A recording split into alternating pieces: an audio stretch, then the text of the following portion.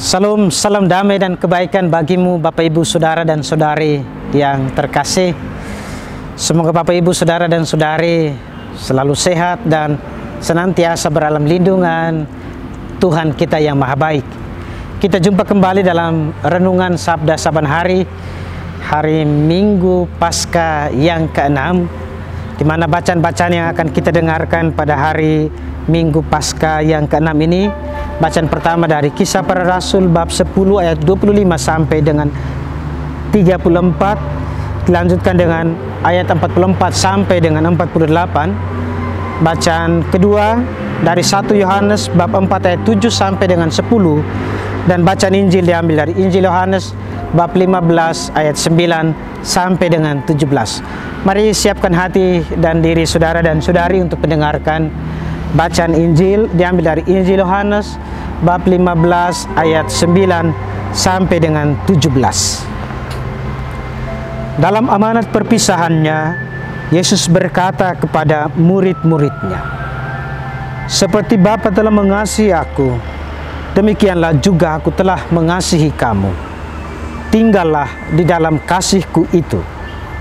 Jika kamu menuruti perintahku, kamu akan tinggal di dalam kasihku, seperti aku menuruti perintah Bapakku dan tinggal di dalam kasihnya. Semuanya itu kukatakan kepadamu, supaya sukacitaku ada di dalam kamu, dan sukacitamu menjadi penuh. Inilah perintahku, yaitu supaya kamu saling mengasihi, seperti aku telah mengasihi kamu. Tidak ada kasih yang lebih besar daripada kasih seorang yang memberikan nyawanya untuk sahabat-sahabatnya. Kamu adalah sahabatku, jikalau kamu berbuat apa yang kuperintahkan kepadamu. Aku tidak lagi menyebut kamu hamba, sebab hamba tidak tahu apa yang diperbuat oleh Tuhan. Tetapi aku menyebut kamu sahabat, karena aku telah memberitahukan kepadamu segala sesuatu yang telah kudengar dari Bapakku. Bukan kamu yang memilih aku, tetapi akulah yang memilih kamu. Dan aku telah menetapkan kamu, supaya kamu pergi dan menghasilkan buah, dan buahmu itu tetap, supaya apa yang kamu minta kepada Bapa dalam namaku, diberikannya kepadamu. Inilah perintahku kepadamu, kasihilah seorang akan yang lain." Demikianlah Injil Tuhan. Terpujilah Kristus.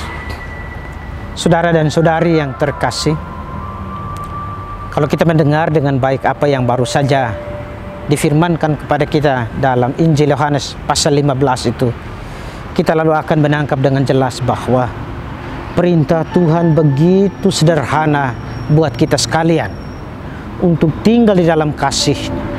Atau dengan kata lain, saya mau mengatakan bahwa perintah Tuhan itu jelas buat kita, yaitu saling mengasihi di dalam kehidupan kita. Berbicara mengenai kasih, kita semua sebagai orang beriman Kristiani tahu dengan baik itu.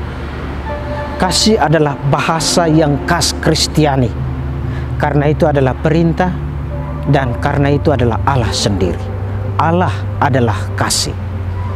Dan kepada kita sekalian, saudara dan saudari, Yesus mengamanahkan perintah yang agung itu.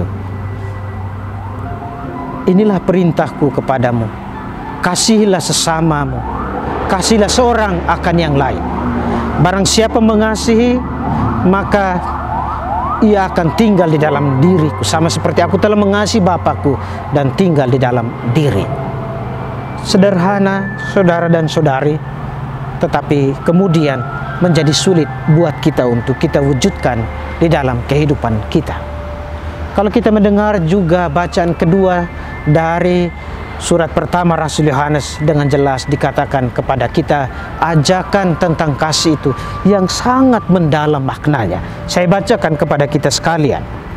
Marilah kita saling mengasihi, sebab kasih itu berasal dari Allah. Setiap orang yang mengasihi lahir dari Allah. Setiap kita yang hidup dalam cinta Allah, setiap kita yang berusaha untuk mewujudkan kasih dalam perjumpaan kita dengan siapapun, menurut Yohanes dikatakan bahwa ia lahir dari Allah. Maka kalau setiap kita yang mengaku diri sebagai pengikutnya tidak tinggal atau tidak menghidupi kasih itu dalam konkret hidup harian kita setiap hari, maka kita ini berasal dari siapa?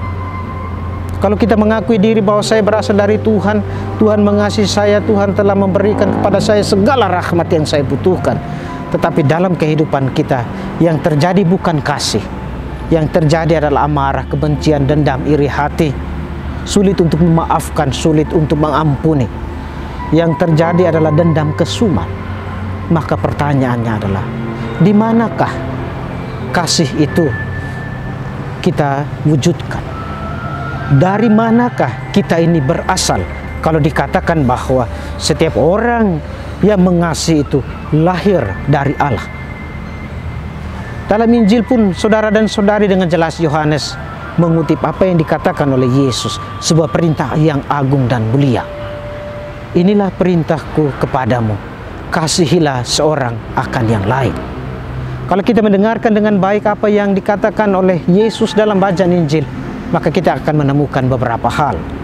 Barang siapa yang mengasihi dalam hidupnya, maka ia bersukacita.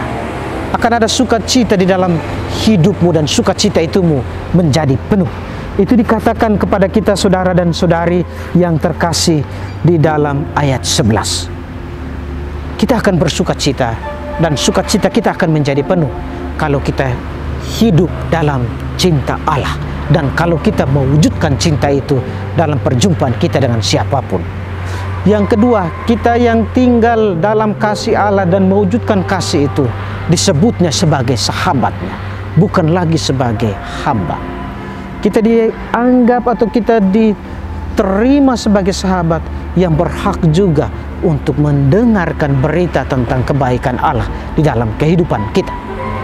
Hal yang ketiga saudara dan saudari, kita mengasihi berarti kita juga dipanggil untuk melayani Dia dalam cinta, melayani Dia dalam segala hal. Maka saudara dan saudari yang terkasih, ini menjadi panggilan yang melekat dalam diri kita orang beriman Kristiani. Ketika kita kemudian hidup dalam kasih, melayani Dia dalam kasih, maka kita menjadi berkat bagi sesama saudara kita. Saudara dan saudari, saya mau mengatakan bahwa jangan pernah mengaku diri sebagai orang beriman Kristiani kalau hidup kita tidak sesuai dengan amanah kasih itu. Kalau hidup kita hanya mendatangkan penderitaan, kesulitan bagi orang lain. Kalau hidup kita hanya dipenuhi dengan amarah, kebencian, iri, dendam, kesumat. Kalau hidup kita hanya dipenuhi dengan ego yang berlebihan, dan pada saat yang sama kita kemudian membuat orang lain sulit, sakit, menderita, disingkirkan di dalam kehidupan kita. Jangan mengaku diri sebagai orang beriman Kristiani yang tahu tentang perintah Tuhan untuk mengasihi, kalau kemudian kita tidak peduli terhadap sesama saudara kita yang sedang menderita, yang sedang membutuhkan pertolongan bagi kita sekalian. Mari kita berusaha untuk terus-menerus meningkatkan semangat kasih itu dalam kehidupan kita, karena kita dipanggil oleh Tuhan untuk mengasihi, sehingga kita sungguh-sungguh menjadi semakin mengasihi, semakin terlibat, dan semakin menjadi berkat bagi sesama kita. Mari lakukan itu. Tuhan memberkati kita sekalian. Amin.